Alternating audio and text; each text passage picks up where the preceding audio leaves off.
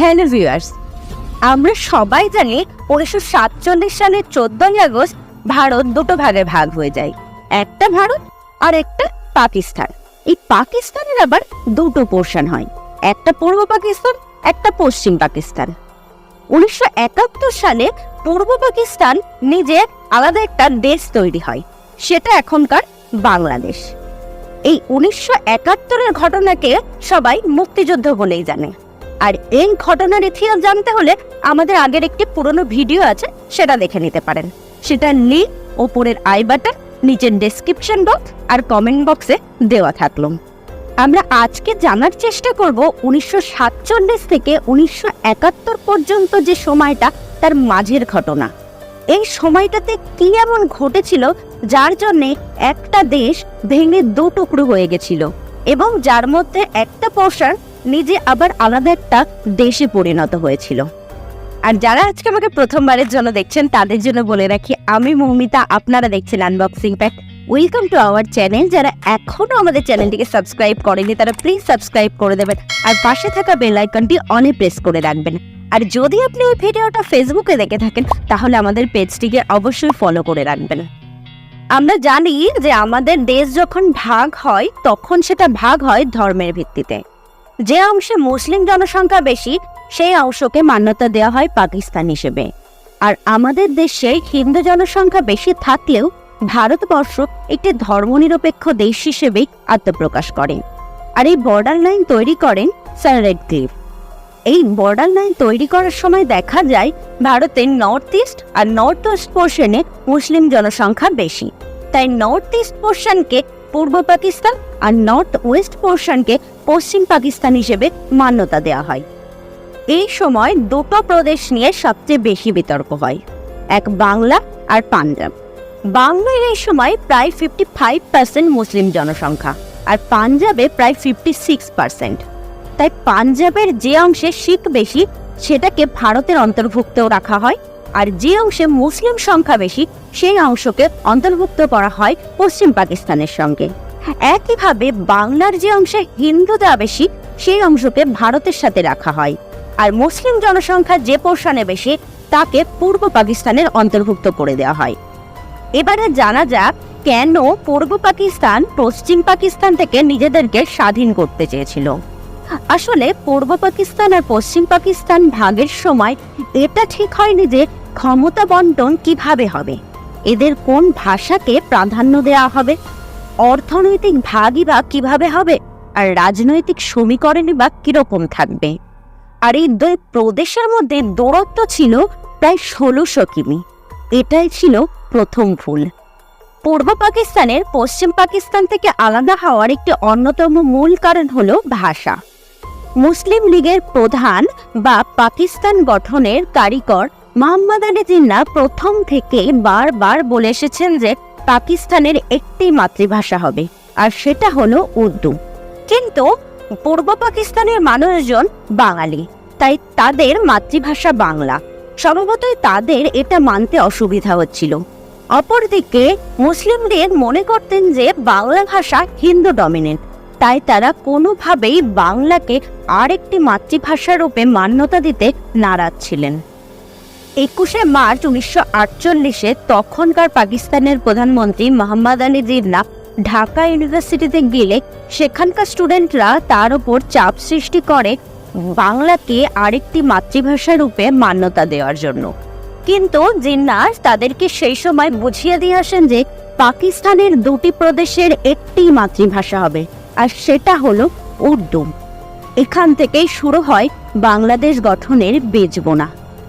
অনেক চাপের মুখে পড়ে সরকার 1954 সালে ইংরেজির মতো বাংলাকেও একটি সরকারি ভাষা হিসেবে মান্যতা দেয়, কিন্তু ততদিনে অনেকটাই দেরি হয়ে গেছে।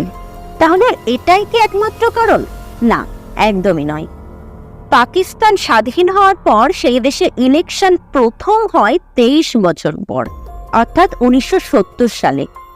সেই সময় পূর্ব পাকিস্তানে আওয়ামী লীগ অর্থাৎ বাংলাদেশ গঠনের কারিগর শেখ মুজিবুর রহমানের পার্টি পায় 162টি সিটের মধ্যে 160টি সিট।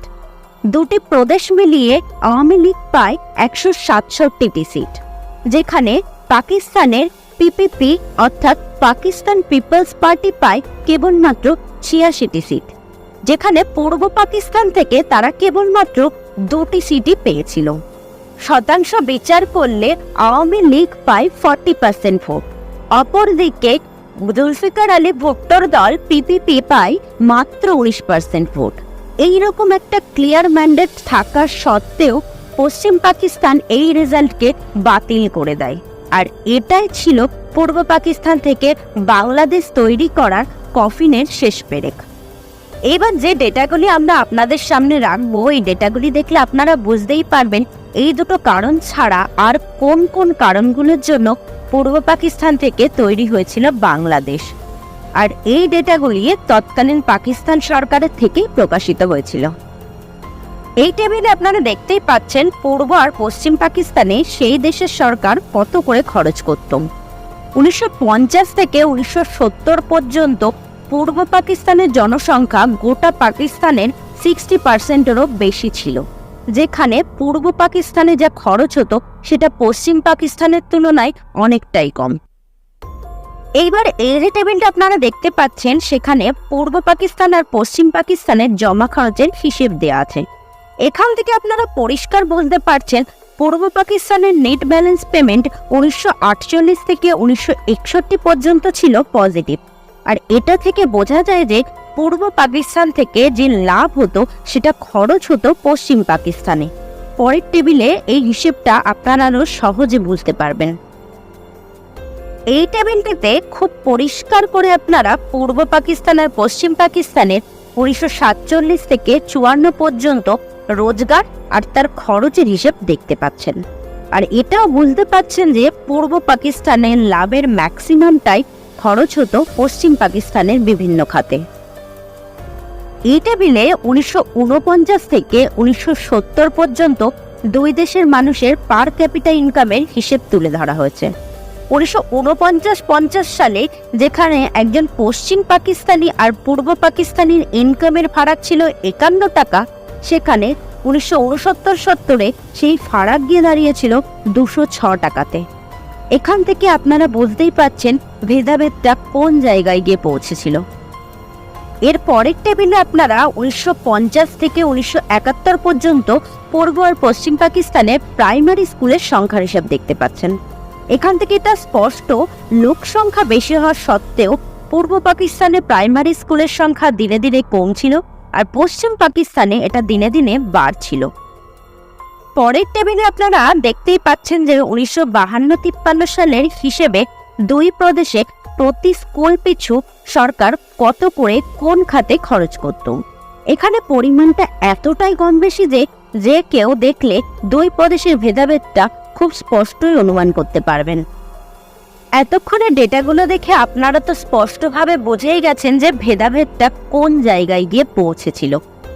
পূর্ব পাকিস্তানের লোকেরা এটা খুব ভালোভাবে বুঝতে পারছিল যে পশ্চিম পাকিস্তানিরা তাদেরকে থার্ড ক্লাস পাকিস্তানি হিসেবে ট্রিট করছিল।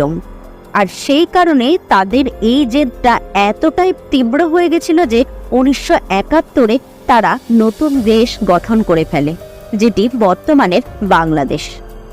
এখন সবশেষে আপনাদের সামনে যে ডেটাগুলি রাখতে চলেছি সেগুলো দেখলে বোঝা যাবে স্বাধীনতার 52 বছর পর বাংলাদেশ আর পাকিস্তানের মধ্যে সব দিক থেকে কোন দেশ বেশি এগিয়ে। এই ডেটাগুলি 2023-এর হিসাবে।